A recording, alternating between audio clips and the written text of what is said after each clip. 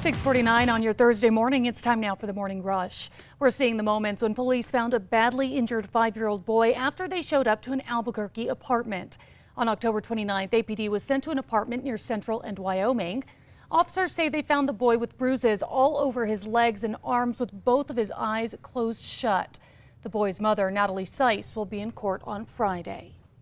The latest teen accused in a deadly shooting at a house party is in jail this morning. It's where he will stay until his trial. Julian previously had a deal for immunity in the case of the shooting death of 18-year-old Jada Gonzalez last December, but the deal was rescinded when he is said to have stopped cooperating with law enforcement.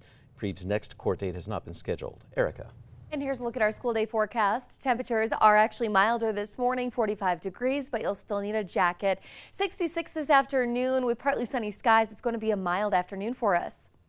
A New Mexico lawmaker is reminding New Mexicans that there are proper ways to demand change after his office was vandalized. Senator Martin Heinrich's office was vandalized in Santa Fe. That was with a message scrawled on the door demanding a ceasefire in the words, "Free Palestine." A spokesperson in Senator Heinrich's office said, quote, "There are many ways to exercise your First Amendment rights, but breaking the law is not one of them." And MDOT is looking for your input on a notorious stretch of I-25. The DOT launched a study on the S-curve between Cesar Chavez and Lomas, an area that sees crashes and backups because of its high speeds and tight layout. Members of the public can comment on the matter through December 17th. Erica. And here's a look at our threat index. It is moderate today as there is some very dense fog blanketing the East Plains from Clovis all the way down to Carlsbad and Hobbs. A cookbook highlighting one of our most precious ingredients here in New Mexico is now one of Amazon's best sellers. For the past 3 years, Kelly Cleary Caffeine has been exploring different recipes that highlight every New Mexican's favorite ingredient, chili. Her cookbook was published in mid-October. Caffeine will be in Santa Fe on December 1st for a book signing. We're learning more about what's fact and what's fiction in the film Oppenheimer. A new episode of Los Alamos National Lab's podcast called Down to a Science features lab historian Alan Carr. Well, Carr praises the movie's portrayal of the testing of the first atomic bomb at New Mexico's Trinity site. However, he also points out events that didn't actually happen or may have been simplified in the film. Erica.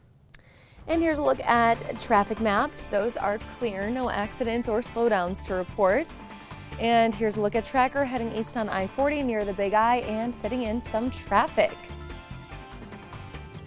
Well, Macy's is giving a sneak peek at some of the floats for next week's Thanksgiving Day Parade.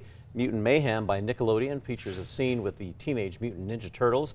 Then Palace of Sweets by Brock's includes a very large mobile gingerbread house. And the deliciously delectable world of Wonka paints the picture of Willy Wonka's Chocolate Factory grand opening. Time now for the 5 facts. At number 5, we're learning more this morning about what's fact and what's fiction in the blockbuster film Oppenheimer. A new episode of Los Alamos National Lab's podcast series, Down to a Science, features lab historian Alan Carr, who praises the film's portrayal of the momentous test of the first atomic bomb at New Mexico's Trinity site. However, Carr also points out events that didn't actually happen or that were simplified in the film. At number 4, we are now one step closer to seeing a years-long renovation project at the South Valley Park be completed. Renovations have been ongoing at Tom Tenorio Park since 2017. It's with the county spending about $8 million on that project so far. Well, that investment includes 3 new softball fields, batting cages, and an eco parking lot.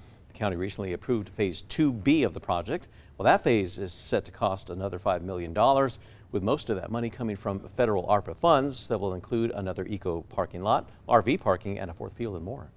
At number 3, we'll be seeing that dense fog in southeast New Mexico, and this is a look to Roswell. We're seeing similar conditions all the way down to Hobbs, and we're also seeing low visibility in Clovis and Carlsbad. At number 2, a city councilor is looking to change the rules on where Albuquerque's cannabis shops can be located. Right now, city zoning rules allow cannabis shops within 600 feet of another, and operations deemed micro businesses can be even closer. City Councilor Renee Grout is proposing a change that includes increasing the distance between the shops from 600 feet to 660 feet. That's the equivalent of 2 city blocks. The Environmental Planning Commission will review the proposals today, and if the changes pass, councilors could vote them into the city's ordinance in the spring.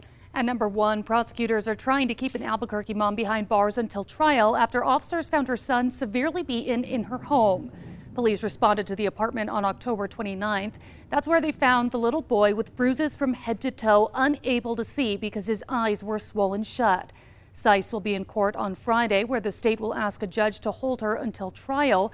A judge has already ruled that her boyfriend, Felipe Valencia, will stay behind bars until trial.